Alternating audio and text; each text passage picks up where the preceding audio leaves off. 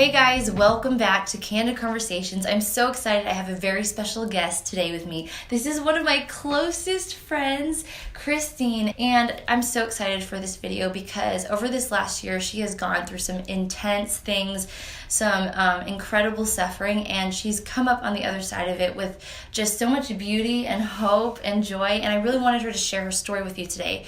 Because, I mean, everyone goes through it. Everyone goes through hard times. Suffering is not something that is uncommon to human beings. And I think that her story can bring a lot of hope and joy to you guys as well. So last year, my husband and I were hoping to conceive a baby. And so we got pregnant, it would have been last fall. Mm-hmm. Right around the same time that I did. Yeah, So we were really close together in our pregnancies. Yeah. So I went in at 13 weeks for an ultrasound. And when I went in, there was nothing there. It was just empty. I mean, explain that, because when she called me, it was just weird. I mean, the ultrasound tech, she put it on my stomach, and I know what a baby looks like in an ultrasound, and it was just nothing. And then she pressed in a little bit deeper, and there was just something that wasn't right. It just looked really odd. I had what was called a molar pregnancy, which is when you attempt to get pregnant and your body ovulates, everything kind of goes well, except you have an empty egg that has no DNA. They said, well, there's a small chance that it is an invasive cancer and that it would need further treatment. So at that point, I was like, okay, but they're like, it's so rare, it won't happen to you, is pretty much what they said. And then, but I had a feeling about it that I just thought there's something going on. My body did not feel right. So I had surgery, and then within a week, I started to feel pregnant again. And crazy. That it was so weird. I'm like, I'm getting morning sickness again. I feel like I'm pregnant. So that basically meant that the molar placenta that they removed had gotten deep into my body and was regrowing. And at that point, it's considered cancer. And so we were expecting to have a baby. And turned out it was cancer. And so I ended up finding a specialist, and that specialist basically said there's no option except for chemo. And how did that make you feel that in was that moment? Terrifying. I mean, you went from the high of going, wow, we're pregnant, we're going to have our sixth child, baby. And it took a lot of guts for us to get pregnant again, because we were hesitant. We wanted another baby, but it was so much work. And so we really put our hearts out there and felt like we had prayed through it, trusted the Lord. Oh, man. And so it was just this punch in the gut that it was so painful.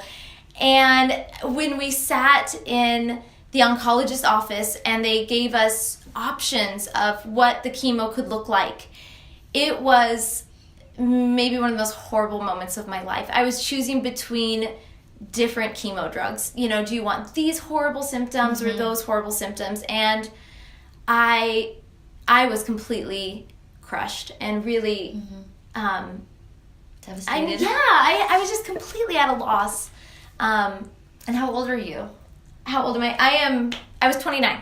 I turned 29. Thought you were going to have another beautiful baby and find out that you have cancer instead. Yes, and I would have to be on chemo for the entire winter. So they weren't sure how many weeks I was going to have to do it, but I ended up doing it for 14 weeks.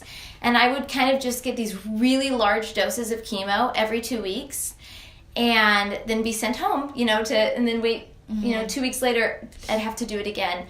And it was terrible. It was so hard because I have 5 kids. They're all small. I homeschool. My husband works a really rigorous job. He's gone for 24 to 48 hours at a time. And he had to keep working, and we had to keep taking care of our 5 children. So I was terribly sick and terribly weak for 4 months. And that was after a trimester of being really sick. Yeah. I did another 4 months of being very sick. So about 7 or 8 months altogether of just physical pain. Yes. Yeah, so I mean, let's talk about what was going on in your heart. What were all the emotions, all the questions, or maybe you didn't have questions, I don't know, what was going on though? What really went on in my heart was I was truly perplexed. I didn't have answers, and theology just seemed very like, I have all this theology on suffering, and it doesn't do anything for you whenever you are actually suffering really a terrible loss. When you're going through it, all those words just seem so empty. I felt the Lord was with me. I never felt in despair, but I certainly felt perplexed every day, and I felt like I just had to let myself be that. I had to let myself hurt, because I felt like my option was I could let it hurt me, let the pain be there, or I could just shut it down and be kind of in this Christian denialism that like, it doesn't matter, it's fine, the Lord's good. It's like, the Lord's good. Yeah. And this was a terrible loss. It was suffering, and I felt that it just pulled out of me so much mourning and so much pain. And a lot of the times I emotionally, to cope with it, I would get up at like 3 a.m. and I would get in the shower and I would just cry in the shower, because that's when all my kids would be asleep and my husband was asleep, and I could just be alone, and I would just cry for the pain of it, but not wanting it to win. I had lost a pregnancy, and I had lost months of my usual energetic self, and we had, just a lot of losses as a family, but I didn't want to lose my heart. I didn't want to lose my tenderness or my joy, and it was something I just had to fight for constantly, because there's this temptation to just get filled with accusation. It's like either I'm going to accuse the Lord or I'm going to pretend like it's not happening. It's like, this is really happening. It really hurts. And the Lord is the suffering God, and I feel like that it gave me this chance to really appreciate the fact that Jesus came and he suffered. And that suffering, like, I can relate to that in a small way, and he can relate to me fully. And that suffering was really a meeting place for me to know the Lord better and to receive comfort from him, because it was so real how near he was able to be to me during that suffering. Wow, that's really beautiful. Were there any moments where you were, how about you share some moments of when you were just like probably at the complete end of yourself, where you thought, hey, I don't think I can make it one more day, that, you felt that desperation, and then the Lord broke in and just gave you just enough grace to make it. Yes. I have a really great story, actually. So it was, I was so worn down. I had nothing to give. 5 kids. There's no option not to give, and so I'm giving 100% and more. My husband's giving 100%. It was just emotionally a really stressful time in our marriage. And so it was really hard for us to get along. And we finally hit this breaking point that we got in this terrible fight. And I remember the pressure of the children and the house, and I just realized I can't do this. Okay, I'm fine. No, I'm not fine. I can't do this. I cannot. This is over my head. This is too much. And so I packed up a bag. And I grabbed a little bag, and I walked out the front door, and I called my sister-in-law and said, hey, can I stay at your house for a couple of days? I just need to regroup. I am failing. I am falling apart. I truly hit an end to myself. And it was the most painful thing. And so as I call her and say, hey, can you just come pick me up? As I'm walking in the cold, it was like in the snow with my suitcase, and I had just had chemo. I was just, I was like barely shuffling my feet down the street, and I'm walking down the street. And I said, just, drive up this avenue and you'll find me. And so as I'm waiting for her to come pick me up, I've got my really like bright flower colored bag, and I'm in a bright red coat. It'd be hard to miss me. And my mother-in-law comes driving down the road. And she finds, and I kind of hide behind a trash can, like kind of squat down, and she sees me anyways, of course. And she opens the door. It's like, do you want to get in? And I just like go and I get in, and I just like cry in the fetal position in her front passenger seat, and I'm just take me to my sister's house. And so So I ended up going there, and then my mother-in-law and my sisters ended up taking the kids. I think it was 3 or 4 solid days that I just sat and didn't move and just had time to pray. And they just took care of the children for like 4 days. Is amazing. It was. And it was the Lord's grace. But when I say it was a breaking point, I mean, it was ugly. It was not, it wasn't like, oh, this got tough and I needed a rest. It was just, I broke down and just realized how little of me there was and how little I had left. And, it felt so much like giving birth, like the pain of giving birth, and there's like how it involved in that. There is, and just how it just rips you heart and soul, and it just felt just like that, And I just had to come to the Lord in prayer and let go of control. I mean, there wasn't another option. I wanted to cling to something that I could do, or something that I could get right, or have the right emotions, or have the right schedule, or, just eat all the right things, or, I just want to do everything right. And I got to a point that I was nothing. Like, it was just all wrong. There wasn't anything right left to be done, except to just let go and let the Lord, take the lead and fix the problems that I couldn't fix them, but coming to that place of really admitting how weak and how broken I was took a long time. I mean, it really took the Lord, taking me through so much before I hit that point that I go, wow, I'm not going to be able to do this. Like, I quit. But it was quitting in the best way. Yeah. It was, I quit, and I am letting the Lord take it from here. Trusting him to just heal me and take me forward. Also, when your mother-in-law had picked you up, I remember you telling me this on the phone, that she actually said something that was pretty impactful and pretty intuitive or spirit-led in the moment that really hit your heart. Can you share that? Yes. I mean, I was just feeling so much pity for myself. So, like, this is terrible, and this is, and I just wanted to lay on the blame on somebody other than me, or for all of the brokenness and the weakness that was going on. And my mother-in-law was a very, very godly woman, and she just sat me down and she gave it to me hard. There was no pity there. It was, you gotta die. You've got to let your selfishness, your control, your pride, especially your pride, it has to die. And you've got to ask people for help. You've got to let people know how weak you are. You've got to just quit trying to master everything.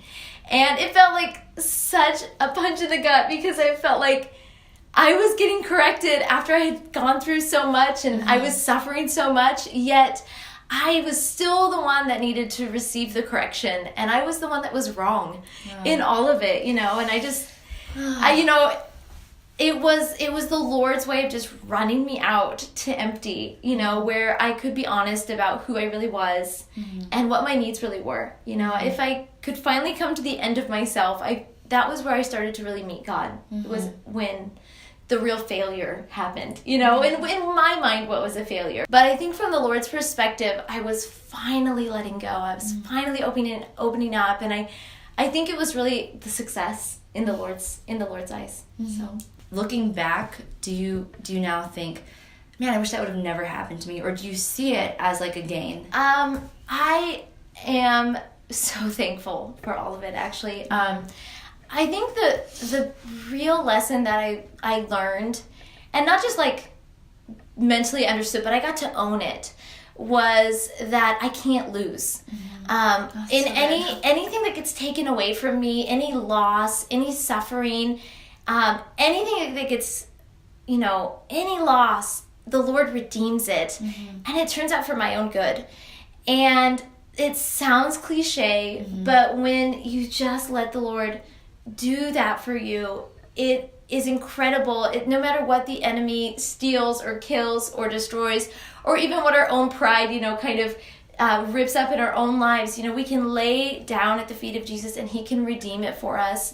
And it becomes a prize and a treasure that you just can't lose, And any of you out there who are going through something similar or completely different, or just feeling like you're ready to give up, that the circumstances that you're going through are just too great for you, I wanted Christine to share some things that really helped her along her journey, along her season of suffering, to really help you keep your heart in that place of good perspective and of having joy even in the midst of suffering. And what are your thoughts? Whatever, go for it.